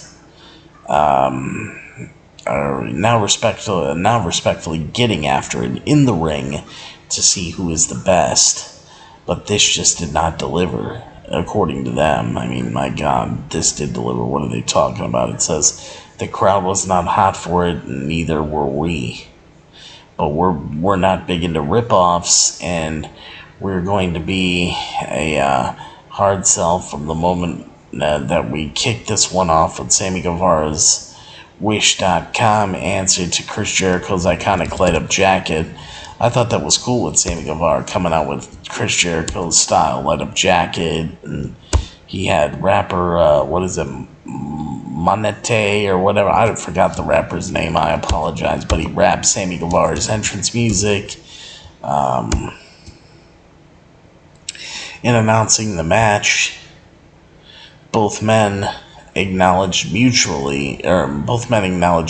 animosity, but that it was okay because they were still brothers. With the match, then we would learn who was the better man, blah, blah, blah. If we had to blow this off as we did the Jericho Appreciation Society in its entirety, we could have gone with something less, I don't know, paint by the numbers. The story was lacking and the execution failed to impress. As well, styles just don't match sometimes, and that was clearly the case here. Maybe Chris Jericho from 15 years ago could have kept up with Sammy Guevara. Instead, this was a slog. With Jericho's slowed down, calculated pace misfiring against Sammy Guevara's athleticism, this made certain high spots seem anything but at best, and sloppy, if not dangerous at worst. From a slow-motion Spanish fly to a tribute codebreaker from Sammy Guevara, it just did not click. Now listen, we take nothing away from Chris Jericho at his age. Just to be able to do what he does at the level at which he does is commendable, and not everything absolutely sucked. Sammy Guevara's nod to Chris Jericho's classic match with Shawn Michaels at WrestleMania 19 via his gear was a thing, though the post-match mimicked Chris Jericho and Shawn Michaels beat by beat, so yeah, rip-off. Sammy Guevara's, Sammy Guevara's, nod to Chris, the post-match, alright. Sammy Guevara's and Chris Jericho, Guevara's Jericho-esque nutshot turn did, however, set up an alignment with Don Callis and possibly something with Daniel Garcia in the near future, but the crowd actually cheering the Sammy Guevara turn. But with the crowd actually cheering the Sammy Guevara turn, it does not appear that we are ready for a face Chris Jericho, and more than that, all of this also likely means another match between the two men, so we will all just have to hold out hope that the return engagement goes a little bit better than this one, via stipulation or something, or gets aborted altogether. Either is just fine by us. I do not agree with what Wrestling Inc. had to say about this match at all. I thought this match is great. Wrestling Inc., why they're so hard on it, I don't know. Let's see. Padlerva says, I hope Jon Moxley is okay. He is. I actually read a story on Jon Moxley a little bit ago. And, from what is said right now, Jon Moxley seems to be doing just fine. Just to let you know that, so yeah, I'm just hoping that Jon Moxley, everything does continue to go well with him, because, yeah, we need Jon Moxley to be healthy and good to go, and, everything of that nature, because we love Jon Moxley here. Alright, guys, let's see. Next up, the second thing that Wrestling Inc. loved about AEW Dynamite Grand Slam tonight. It says they loved Roderick Strong channels his inner Tim Robinson. Ross Berman, the Wrestling Inc. news writer, wrote this. It says there is no such thing as too much when it comes to professional wrestling. If something is working, especially if it's funny, then you have to take it to the limit and let it go by. A strong case for that is the ever-heightening emotional and physical agony of Roderick Strong. What started as a vague Stanley Kowalski homage, constantly shouting for his former friend, has curdled into maybe the most pathetic man on wrestling programming right now. Wrapped in a neck brace, laid up in a hospital bed, Roderick Strong was all pouting lips and whiny voice on this week's AEW Dynamite Grand Slam. The desperate lengths that Roderick Strong seems to be going to get Adam Cole to feel bad for him, have the same energy as any of Tim Robinson's loud, cartoonish sad sacks on the sketch show. I think you should leave me. This is what Roderick Strong said. Meanwhile, Adam Cole, Mike Bennett, and Matt Taven are all right there with Roderick Strong throughout the segment, sharing the weight of being the straight men to the clown in the hospital bed. And later in the show, Roderick Strong calls Adam Cole, certain that he is going to die. His neurosis clearly rotting out of his brain and straining Adam Cole's friendship with AEW World Heavyweight Champion MJF. What started as an almost Barney the Dinosaur level storyline about friendship is turning into one of the funniest parts of AEW television that, does not involve Tony Storm throwing shoes. We are sure that Roderick Strong will wrestle another match someday, but there is a sick, twisted part of us that wants to see how far they can take the character into his own personal hell of slapstick and melodrama. So, the second thing that Wrestling Inc. hated about AEW Dynamite Grand Slam tonight is this. So let's take a look and see what the second thing that they hated actually was. Alright, guys, let's see. It was this. Second thing they hated. Concussion. It says, Concussion John.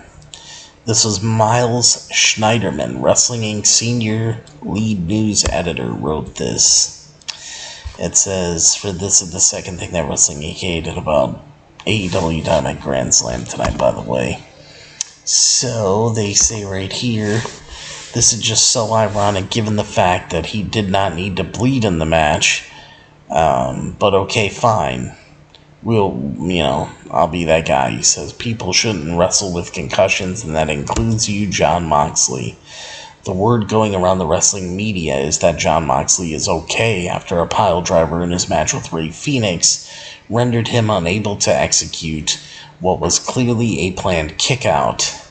That is great. It presumably means he did not suffer a major injury to his neck, which is what you always worry about with pile drivers. PW Insider reported that there was a belief backstage that Jon Moxley had been concussed, which, yes, we would believe that. We would also believe, and, very much suspect here. Hold on one quick second, guys. I'll be right back.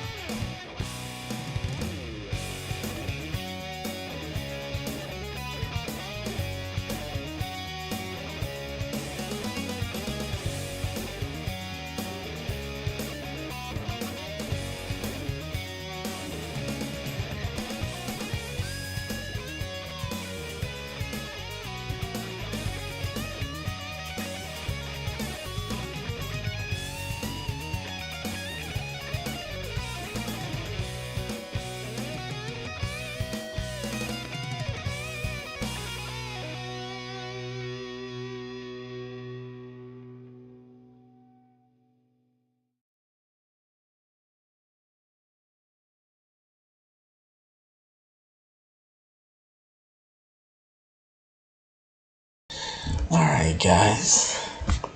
So, let's take a look here.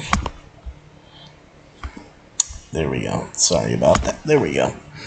Alright, so the word going on around the wrestling media is that Jon Moxley's okay after a pile driver in his match with Rey Fenix, rendered him unable to execute what was a clearly planned kick out. That's great. It presumably means he didn't suffer a major injury to his neck, which is what you always worry about with pile drivers. PW Insider reports there was a belief backstage that Jon Moxley had been concussed, which, yes, we would believe that. And we would also believe and very much suspect that Jon Moxley was also concussed at the beginning of the match when he took a dive from Rey Fenix off the stage and ended up with his head being sandwiched between Rey Fenix's body and the floor. And we don't know for a fact that suffering 2 concussions in a short period of time is bad. Now, hey, maybe that's not what happened, but it sure looked like that is what happened following the dive. It took Moxley a while to get up. He was noticeably sluggish and not moving. The way wrestlers typically move at this point, even if he's not actually concussed, AEW should have someone on the lookout for the telltale signs of a concussion and stopping the match.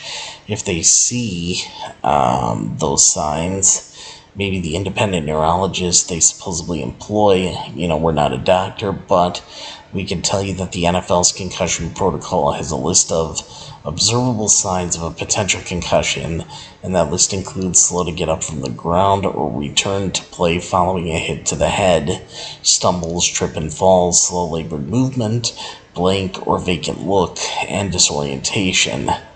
That looks an awful lot like what we saw from Jon Moxley after the dive. Moxley eventually seemed to collect himself and proceeded to wrestle for about 12 minutes, at which time Rey Fenix spiked Jon Moxley on his head with a piledriver, and he clearly either lost consciousness or lost control of his motor functions, and then when the referee stopped his count after 2, despite the lack of a kick-out, Rey Fenix hit Jon Moxley with a second piledriver because that was a good idea. Shouldn't that be a violation of AEW's supposed safety protocols that require piledrivers to be cleared by management, rather than pulled out on a whim and delivered to someone who is clearly hurt? And look, we get it. Wrestling is a physical endeavor performed by athletes who sometimes get injured just like any sport, but when that happens, even just as a fan watching, we do not see the wrestler tough it out and screw stuff up and potentially suffer even worse injury. That is not entertaining. We want to see the match stopped and the injured wrestler removed. Moxley's whole rationale for bleeding all the time is that wrestling is supposed to be a realistic sport. Well, guess what? In sports in 2023, when you suffer a concussion, you're out of the game. That's realistic. This was just irresponsible. That's what they have to say, at least. And as we go, it says the third thing that Wrestling Inc. loved about AEW Dynamite Grand Slam tonight: Toni Storm hits a home run in a losing effort. Jordan from Wrestling Inc. Jordan from Wrestling Inc. Wrote this one here. John Jordan from Wrestling Inc. wrote this one. The third thing that Wrestling Inc. loved: Toni Storm hits a home run in a losing effort. She's a superstar through and through. Even in this, her post-WWE superstar era with a freshly polished gimmick, Toni Storm is crushing it via her entrance, look, body language, presentation, and of course her in-ring ability. And despite taking a loss Wednesday night, Toni Storm shined through as the star of this show for us, hands down, coming out of her affiliation with the Outcast following Saraya's win at All In. Toni Storm's refresh as the illustrious Toni Storm, a character out of Hollywood's golden age, is firing on all cylinders. Elegant music and an entrance in all black and white simply sets the stage for Toni Storm to do her thing, and with the catchphrase for the ages, well, we'll get to that as best as we can. The separation from Saraya and Ruby Soho is a good course correction, at least for Toni Storm, who has the most potential of the trio, and for whom big things are clearly being lined up in the immediate future. One loss does not take away from that. It was a great showing in a women's match that got some decent time despite a lengthy picture-in-picture commercial break segment, something, we'll never miss an opportunity to rail on, as it is simply unwatchable. And it seems like this feud will continue. Let's see. It seems like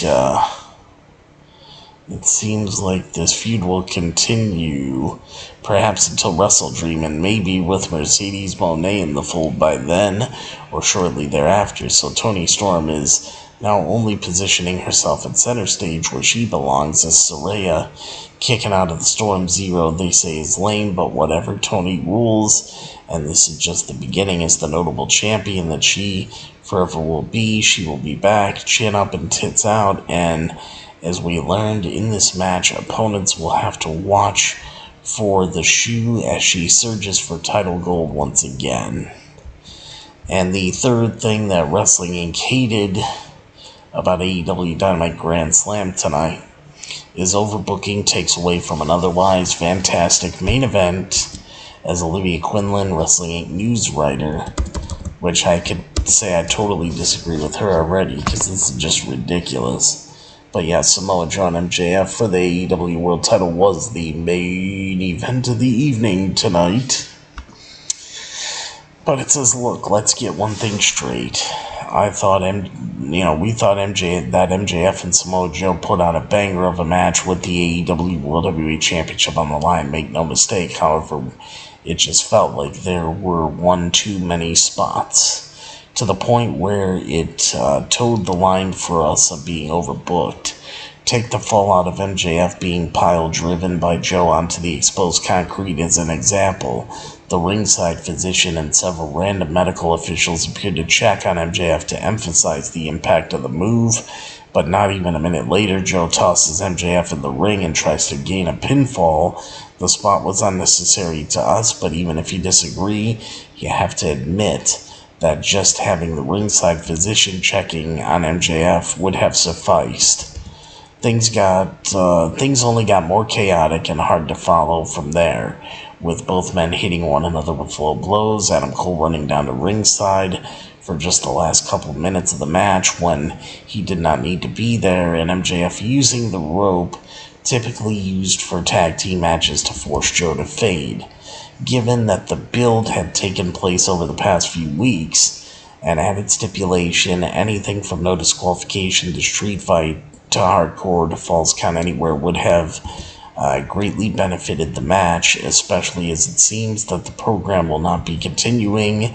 It also would have raised the stakes even higher and created a big match feel.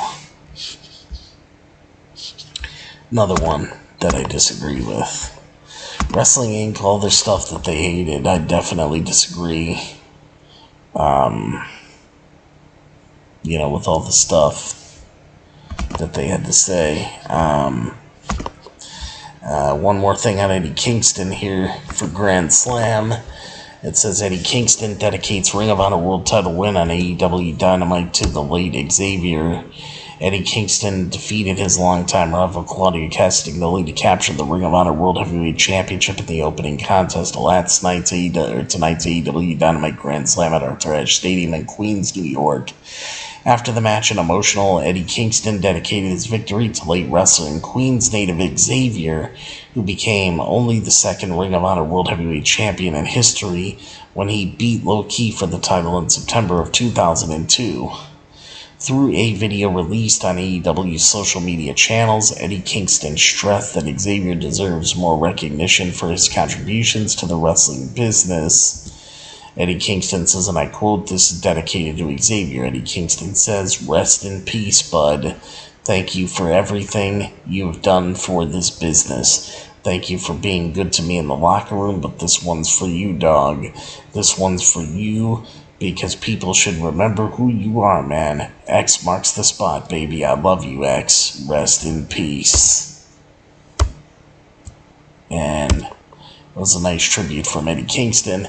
Xavier held the Ring of Honor World Heavyweight Championship for 182 days between September of 2002 and March of 2003 before dropping the title to Samoa Joe, as Xavier would subsequently receive several tryouts for a job at WWE, making cameos as an enhancement talent on shows such as WWE Jacked and WWE Velocity, and also appearing as an extra in backstage angles.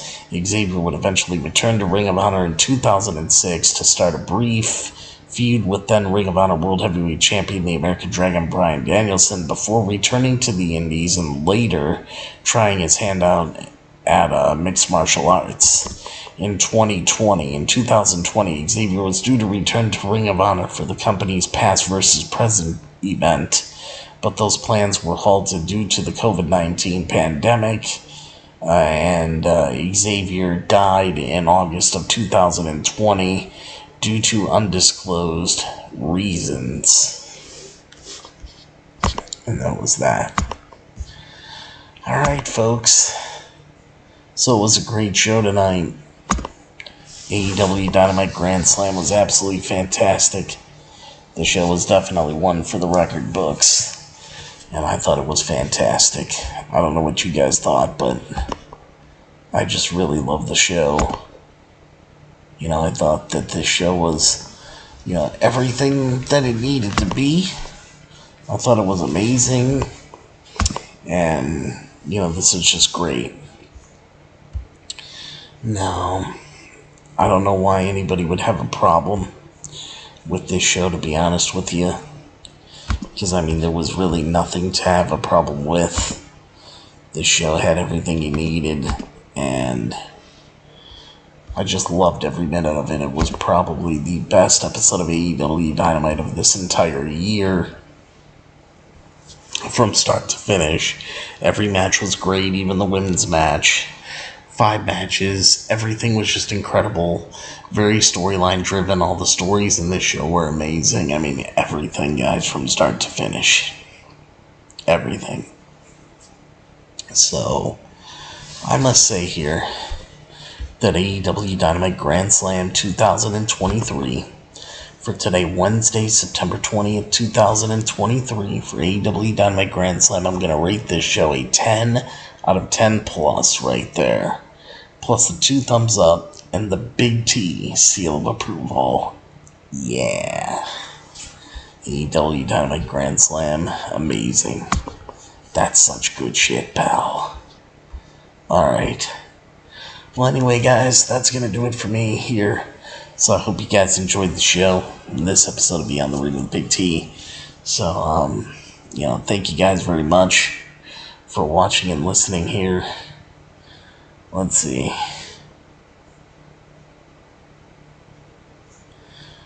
Micah says there hasn't been nothing better than that first Grand Slam with Omega versus Bryan. Nothing has come close to that. I mean, Omega versus Bryan, of course, that was the best, but I mean, I wouldn't go as far to say nothing has come close. I mean, Joe and MJF was amazing tonight. Not as good as Bryan and Omega, but I mean, come on, man. This was amazing. This show from top to bottom, all the matches were amazing. They're doing a great job, so, I mean, I agree with you about Omega and Bryan, the first Grand Slam, being the best thing we saw, but I disagree with nothing has really come close, because they did an awesome job tonight. But, if you're talking about matches in the shows for Grand Slam, it was the best match out of all the Grand Slams for sure. But, yeah, definitely give the rating a 10 out of 10 plus. And the 2 thumbs up and the big T seal of approval. A great show tonight. And thank you guys very much for watching and listening to episode number 516 of the Beyond the Ring with Big T Elite Wrestling Podcast here for today, Wednesday, September 20th, 2023. And this has been your AEW Dynamite Grand Slam 2023 review and results show for today, Wednesday, September 20th, 2023. And, of course, everybody, I will see you guys next time. And, yes, there will be a next time for me right here on Beyond the Ring with Big T. That'll be for your, let's see. I know I'm going to do AEW Rampage Grand Slam. I'll try to catch up on that. As far as SmackDown and Collision, I don't really know, to be honest with you, because Friday nights I go out, and then it's just kind of hard to catch up. What am I going to do for what? Do for the rest of the night? Man, I'm going out to have a few cigarettes and I'm going to bed. But I'll be up smoking for like the next probably 45 minutes to an hour. I'm going to take some time and relax and have a few cigarettes. So that's what I'll be up to, Micah, for sure. But, I'll see you guys for AEW Rampage Grand Slam. I'll see if I decide to throw SmackDown or Collision in there. I don't know what I'm going to do. It's just hard going out on Fridays. And then, if I catch up on Saturday, I really don't have a weekend, so that's why SmackDown and Collision or Rampage haven't really been reviewed. But I'm definitely going to do Rampage Grand Slam, since it's Grand Slam and the biggest Rampage of the year, so we'll see what happens. And then don't forget us, and we won't forget you. And of course, if you want the best, and yes, I do mean the absolute best for all of your professional wrestling needs right here on the internet, right here on YouTube.com today. Always remember to think Beyond the Ring with Big T. And playing Crash Bandicoot on the Xbox sounds good, Mike. I have fun. And then, of course, thank you very much, everybody, for watching and listening to your episode number 516 of Beyond the Ring with Big T Elite Wrestling Podcast here for today, Wednesday, September 20th, 2023. This has been your AEW Dynamite Grand Slam 2023 review and results show for today, Wednesday, September 20th, 2023. Don't forget to leave the likes, comment, subscribe, donate to the channel, and that's very important. And hashtag justice for pretty, all that good stuff. And of course, everybody, as always remember and never ever forget that I'm your host, Big T, and that I'll see all of you at the matches, and I'll see all of you for your AEW Rampage Grand Slam review and results show sometime this weekend, probably on Saturday night, maybe Sunday, we'll see, but AEW Rampage Grand Slam will be the next review. And thank you, AEW and Tony Khan, for a great show tonight. It was awesome. Definitely a show for the ages and one to remember forever. Thank you to Mr. Green of AJ's Imaging for making Beyond the Ring with Big T look great for AEW Dynamite Grand Slam coverage, and we'll see what we got for AEW Rampage Grand Slam coverage too. So, always remember, never ever forget that I'm your host, Big T. I'll see all of you at the matches, and thank you, Tony Khan and AEW, for a great Grand Slam show tonight. Definitely hit a Grand Slam out of the park tonight at Arthur Ashe Stadium. So take care, everybody. I love you all, and of course, good night, everybody. Ha ha ha ha.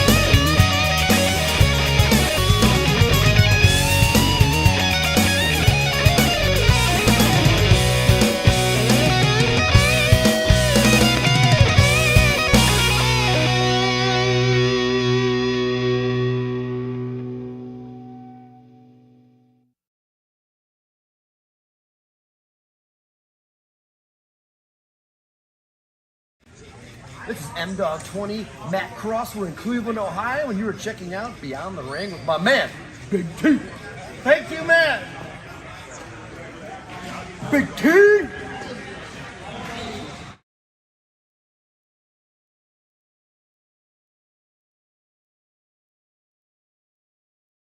Hello, this is EC3 of TNA Wrestling, and you are so very fortunate because you are watching Beyond the Ring with Big T. This is the bad boy Joey Janela, and you're watching Beyond the Ring AEW